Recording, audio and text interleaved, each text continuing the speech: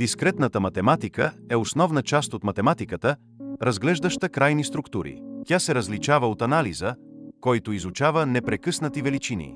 Дискретната математика се е развила значително през последните десетилетия. Тя е основополагаща за компютърните науки и алгоритми.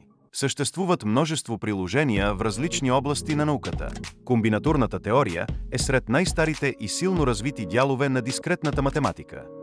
Тя изучава начините, по които дискретните структури могат да бъдат комбинирани и подреждани. Теорията на графите изучава графи и мрежи. Често бива считана като дял от комбинаториката. Тя изучава вида и броя на връзките между отделните елементи в дадена мрежа.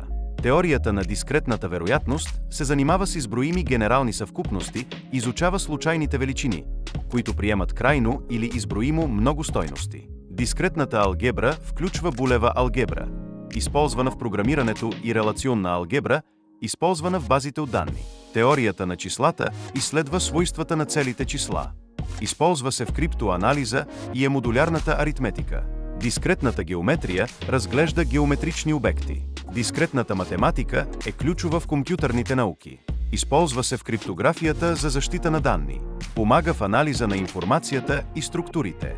Приложенията в мрежовите науки са безброй. Дискретната математика е важна за развитието на алгоритмите. Запознайте се с дискретната математика и нейните възможности.